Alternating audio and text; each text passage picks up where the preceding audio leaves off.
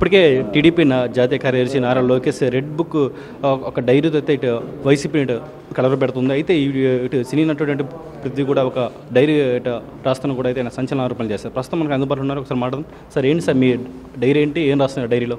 PR డైరీలో నాకు సంబంధించినవన్నీ రాశా. ఏ రకంగా నేను దీంట్లో ఒక 90-95 లక్షలు లాస్ అయ్యాం.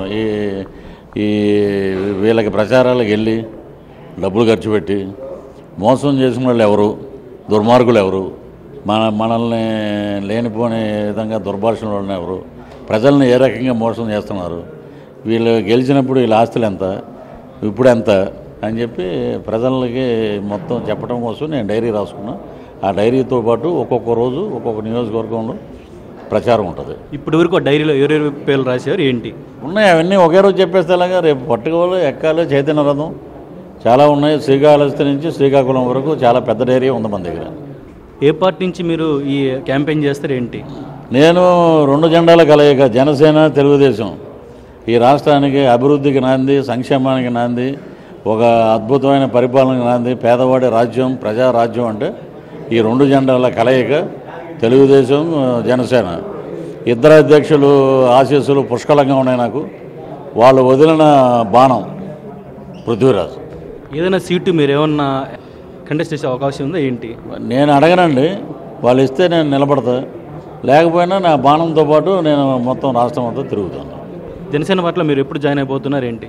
ఎప్పుడో 2020లోనే ఉన్నాం. ఇంకా అంటే అధికారికంగా కండ వేసుకోలేదు, కానీ పార్టీ కార్యక్రమాలు అన్నింటిలో నేను పాల్గొంటున్నాను. అంటే నా షూటింగ్లు ఇప్పుడే నేను ఒక సినిమా డైరెక్ట్ చేయడం, అది రిలీజ్ అవ్వటం, సూపర్ హిట్ అవ్వటం, దానివల్ల నాకు గ్యాప్లో ఉన్నప్పుడంతా నేను వీడియోస్ కానీ నియోజకవర్గాలకు కానీ వెళ్తున్నాం, తిరుగుతున్నాం, ప్రజలను మమైకం చేస్తున్నాం.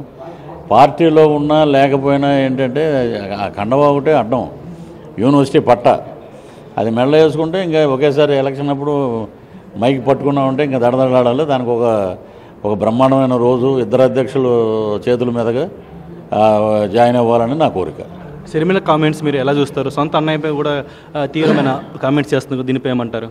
సొంత అన్నయ్య గారి మీద కామెంట్ చేయడం అనేది ఏంటంటే, జగనన్న వదిలిన బాలం షర్మిల అనేది ఆమె. ఇప్పుడు కాంగ్రెస్ పార్టీ వదిలిన బాలం షర్మిల గారు. సో ఆ బాణం వాళ్ళకే ఎఫెక్టు. ఆమె సిన్సియర్గా పనిచేస్తున్నారు కాంగ్రెస్లో. కాంగ్రెస్ వాదులు వాళ్ళందరూ ఆమెతోటే ఉంటారు. అది ఎఫెక్ట్ ఏమీ మాకేమీ లేదు, జనసేనకి లేదు. వచ్చే ఎన్నికల్లో లేదు, జనసేన లేదు. వచ్చే ఎన్నికల్లో వైఎస్ఆర్ కాంగ్రెస్ పార్టీకి ఎన్ని సీట్లు రాబోతున్నాయి, మీరు ఏమనుకుంటున్నారు? వాళ్ళకి ఎన్ని వస్తాయి మేము చెప్పం. మాకు 136 వస్తాయి, 21 ఎంపీలు వస్తాయి. అది మాది. ఉదయం 11 గంటలకి ట్రెండ్ మొదలవుద్ది, ఎక్కడో అక్కడ సర్దుకుని బయలుదేరటం.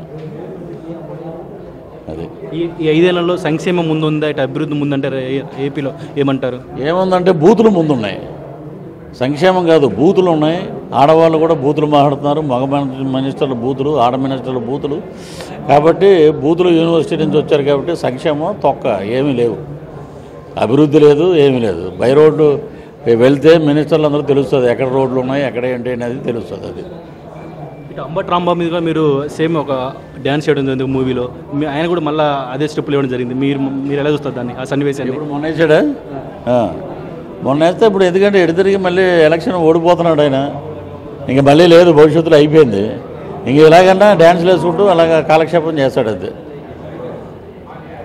ఇరిగేషన్ మినిస్టర్ అంటే ఏంటంటే అసలు ఏంటి వ్యవసాయ, అది ఇరిగేషన్ ప్రాజెక్టులు ఇవి, వాటి గురించి మాట్లాడాలి. ఎవరన్నా మాట్లాడారా?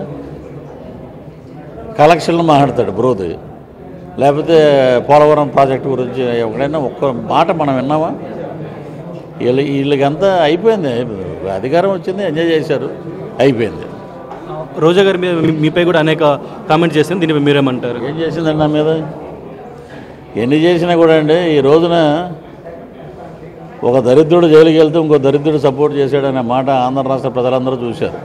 ఒక రజనీకాంత్ని మాట్లాడింది, ఒక పవన్ కళ్యాణ్ని చాలా రకాలుగా దుర్భాషలాడింది, చంద్రబాబు నాయుడు గారిని అన్ని మాటలు మాట్లాడింది. సినిమా ఇండస్ట్రీ నుంచి వచ్చి నువ్వు అలా మాట్లాడకూడదు, నువ్వు ఎక్కడి నుంచి వచ్చావు అనే సంగతి మర్చిపోయి ఏదో మినిస్టర్ అయినంత మాత్రం నువ్వు ఏదో పెద్ద గొప్ప సాధించేసావు, గొప్ప స్థానంలో ఉండటం తప్పు. ఆవిడకి చర్మగీతం ఆవిడకి రెడీగా ఉంది, ఫస్ట్ ఓడిపోయి వికెట్ అక్కడే. మళ్ళీ ఇక్కడ రాజకీయ జీవితం కానీ ఏమీ లేదు, ఇక్కడికి సమాప్తి, సమాధి. Thank you. ఇది ఓవరాల్గా అయితే వచ్చే ఎన్నికల్లో టీడీపీ ఇటు జనసేన ఉమ్మడిగా అయితే ఇటు ఏపీలో అటు అధికారంలోకి రాబోతోని సినీ నటుడైనటువంటి పృథ్వీరాజ్ ఇక్కడ చెప్తున్న పరిస్థితి. ఇక్కడ సమాచారం వీడియో జర్నలిస్ట్ రత్నం జయరాం, బిగ్ టీవీ ఒంగోలు నుంచి.